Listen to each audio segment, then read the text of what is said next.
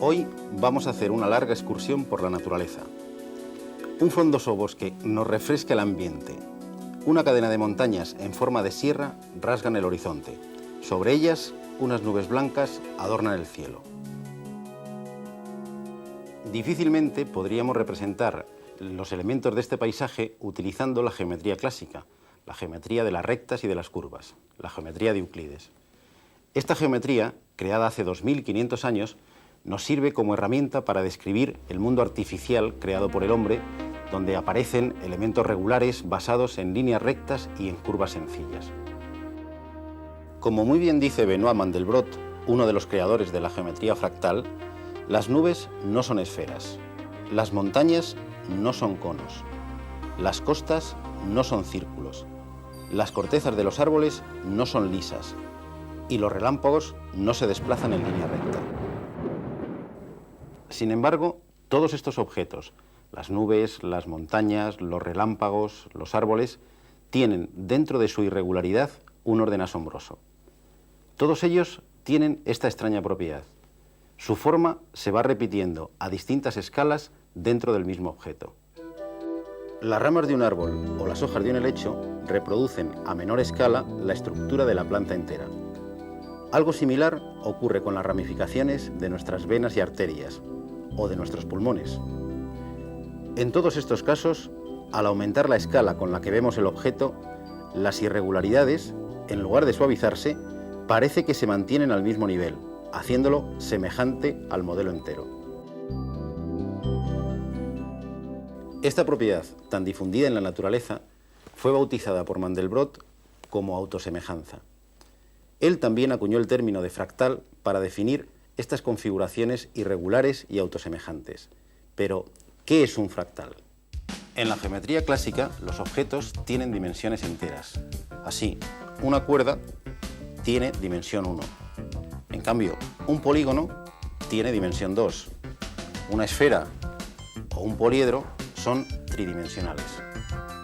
En cambio, las curvas fractales como esta pueden serpentear tanto dentro de un plano que casi llegan a rellenar las dos dimensiones del mismo. Esta figura es una línea, por tanto, según la geometría euclídea, su dimensión debe ser 1. Pero casi rellena partes del plano, es decir, su dimensión también debería ser 2. Por esta propiedad se asigna a estas curvas dimensiones fraccionarias, números comprendidos entre 1 y 2. Cuanto más serpentee, más próxima estará su dimensión a 2.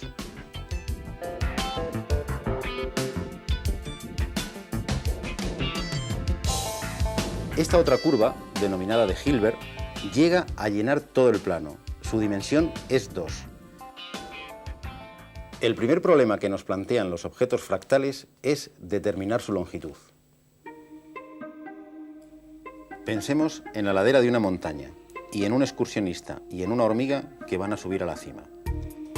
Los obstáculos que se encuentran ambos son semejantes. Lo que para el excursionista es una gran roca que hay que bordear, para la hormiga puede ser un grano de arena, pero también lo tiene que bordear. Si midiésemos la longitud del camino recorrido por el hombre y por la hormiga, aunque en apariencia es el mismo, los resultados serían muy distintos. La longitud no es la misma medida a escala de 1 metro, el paso de un hombre, que a escala de 1 milímetro, el paso de una hormiga. El concepto claro y nítido de longitud, válido para objetos de dimensión entera, no tiene el mismo sentido para objetos fractales. Esta es la primera, pero no será la única sorpresa que estos extraños entes matemáticos, los fractales, nos depararán. Sin embargo, la geometría fractal es una nueva herramienta para interpretar y explorar la naturaleza. A principios de siglo, Koch presentó en sociedad una inquietante curva, que desde entonces se conoce como copo de nieve de Koch. Lo curioso, y esto va a ser común en casi todos los fractales, es que es fácil obtenerla mediante un simple proceso de iteración. Partimos de un triángulo equilátero. De cada uno de sus lados quitamos la tercera parte del centro y levantamos sobre ella otro triángulo equilátero. Repetimos el proceso indefinidamente. Con unos pocos pasos obtenemos una curva extraña. Si ampliamos una de sus partes, mantiene la misma apariencia. Es autosemejante. El contorno es verdaderamente intrincado. Entre dos puntos, por muy próximos que estén, hay infinitos zigzags, es decir, la longitud entre dos puntos es infinita y, sin embargo, la curva encierra un área limitada, 1,6 veces la del triángulo original. La dimensión fractal de esta curva es 1,2618. Para los muy interesados, esta dimensión se obtiene al dividir logaritmo de 4 entre logaritmo de 3. No es de extrañar que los matemáticos de principio de siglo llamasen a esta curva y a otras similares monstruos matemáticos. Sin embargo, podemos observar que este contorno se parece más a una línea de costa que a una línea recta. La similitud de un litoral con esta curva u otras curvas fractales de distinta dimensión ha permitido medir lo accidentado de una costa mediante la dimensión fractal de una curva que se le asemeje. Por procedimientos análogos y utilizando superficies fractales en lugar de curvas, se puede determinar el nivel de rugosidad de la superficie de los planetas. Así, la superficie terrestre tiene una dimensión fractal de 2,1. En cambio, la dimensión fractal de Marte es de 2,4. Es decir, Marte es bastante más accidentado que nuestro planeta. La iteración está en el principio de toda la geometría fractal. Como vimos en la curva de Koch, iterar consiste en aplicar repetidamente un mismo procedimiento geométrico o una misma función al resultado obtenido de la etapa anterior.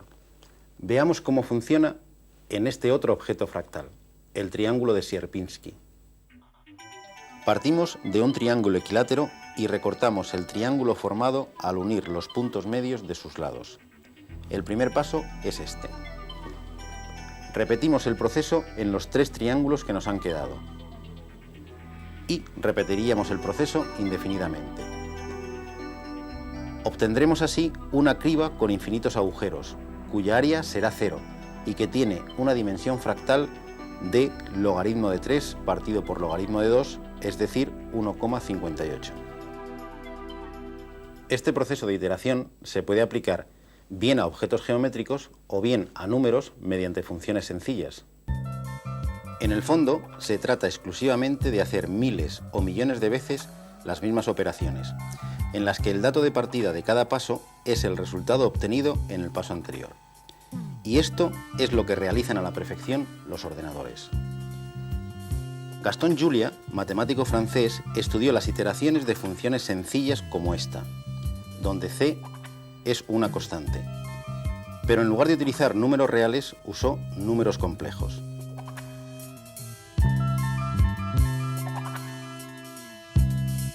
Un número complejo consta de 2 componentes, una real y otra imaginaria, y se puede representar mediante un punto en un plano. Para un valor concreto de c, Julia pintó de blanco los puntos del plano correspondientes a valores de z que en la iteración se alejaban cada vez más del origen. Se iban a infinito. Y de negro los que se mantenían en una región acotada del plano complejo. Pensaba Julia que la frontera debía ser una línea simple. Sin embargo, ¿cuál no sería su sorpresa cuando sobre su papel, pensemos que esto ocurría durante la Primera Guerra Mundial y aún no había ordenadores, fueron apareciendo figuras extrañas de una complicada belleza? La geometría euclídea no servía para describirlas. Mandelbrot descubrió en 1979, y utilizando ya ordenadores, que iterando la misma función podía generar en el plano complejo una especie de mapa de todos los conjuntos de Julia, el famoso conjunto de Mandelbrot. Este fractal, probablemente el objeto más complicado de las matemáticas, es un conjunto de puntos del plano complejo. Cada punto está coloreado de un color distinto en función del número de iteraciones que hay que realizar para garantizar que el resultado está acotado. La rugosidad de la frontera, lejos de suavizarse al hacer sucesivas ampliaciones, nos muestra unas formas cada vez más complicadas y atrayentes, que de vez en cuando nos reproducen el original. La exploración de todos los detalles de este magnífico objeto fractal nos podría llevar toda una vida.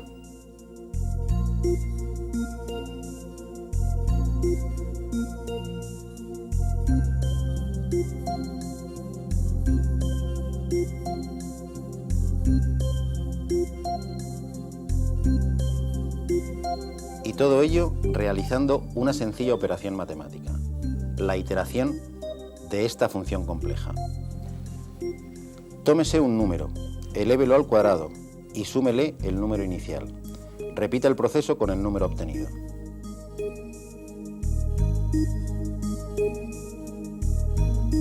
En las 2 últimas décadas, miles de matemáticos y de informáticos se han dedicado a iterar otras funciones, obteniendo un espectacular muestrario de figuras fractales, muchas de las cuales nos recuerdan de una forma increíble a objetos de la naturaleza.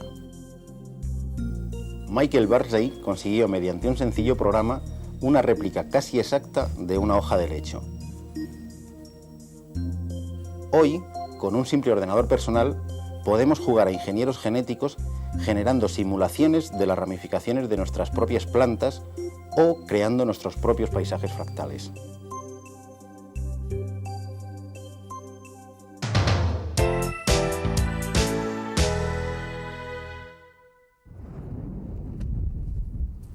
El universo está poblado de sistemas que se comportan de manera caótica. Las llamas de una hoguera, el humo, el agua de un arroyo, las olas del mar, son manifestaciones cotidianas del caos. La historia de la ciencia es la historia de la búsqueda del orden dentro del caos. Cuando en 1687 Newton publica sus Principia Mathematica y su famosa ley de gravitación universal, realiza la culminación del pensamiento científico. La naturaleza posee unas leyes matemáticas y el ser humano puede encontrarlas. Durante 3 siglos, los científicos de todas las disciplinas se han lanzado a la desaforada carrera de encontrar esas leyes.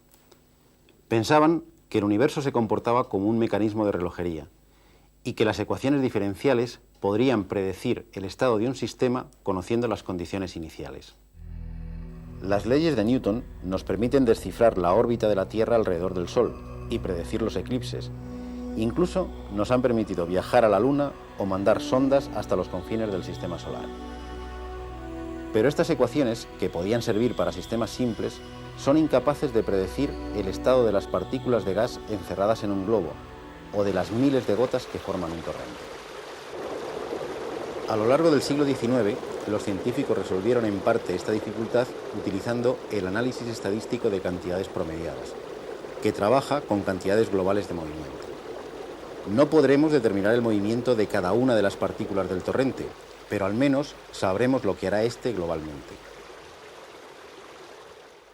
A principios de siglo coexistían 2 paradigmas científicos: el determinista, que se utilizaba para sistemas simples con pocas partículas y que utilizaba ecuaciones diferenciales, y el estadístico, para sistemas complejos formados por muchas partículas con muchos grados de libertad en el que reina el azar. Lo que nadie podía sospechar es que sistemas simples formados por muy pocas partículas pudiesen tener un comportamiento caótico. En 1960, Edward Lorenz desarrolló un modelo matemático para realizar previsiones del tiempo. Este modelo era bastante simple y contemplaba solo 3 variables que rigen el movimiento de convección, relacionadas entre sí mediante 3 ecuaciones diferenciales que ya se han hecho famosas. Lorenz puso a trabajar su ordenador. Cada minuto simulaba el paso de un día. Con sorpresa, comprobó que una diferencia de menos de 1 milésima en una de las variables, al cabo de unos pocos minutos, unos días en la simulación, producía un estado climático totalmente distinto. Había descubierto la segunda gran característica de los fenómenos caóticos. Una pequeña variación de las condiciones iniciales produce grandes cambios en el sistema a lo largo del tiempo. Es lo que se conoce como efecto mariposa. El batir de las alas de una mariposa en una selva africana puede producir, dentro de unos meses, un huracán en el Pacífico. La primera característica del caos es que es impredecible a largo plazo. Pero incluso en los fenómenos caóticos aparecen ciertas regularidades, es decir, un cierto orden. Este orden se investiga mediante el espacio de fases del sistema. Este espacio de fases es como la radiografía del sistema. Cada punto representa al sistema en su conjunto en un momento dado. aparecen ciertos atractores a los que se acerca el sistema. Lorentz descubrió uno de ellos para su modelo climático, conocido como mariposa de Lorentz. Ustedes podrían pensar que los fenómenos caóticos son cosas que solo afectan a los matemáticos o a los físicos. Por desgracia o por suerte, los sistemas caóticos aparecen en los lugares más dispares. La evolución de una epidemia, el desarrollo de la población de una determinada especie animal en un ecosistema cerrado, las reacciones de la bolsa y de la economía en general, nuestra atmósfera y hasta el sistema solar son sistemas caóticos. Newton se hubiera llevado un gran disgusto si hubiese conocido el hecho, demostrado por el matemático francés Poincaré a principios de este siglo, de que incluso un sistema formado por solo 3 cuerpos es caótico.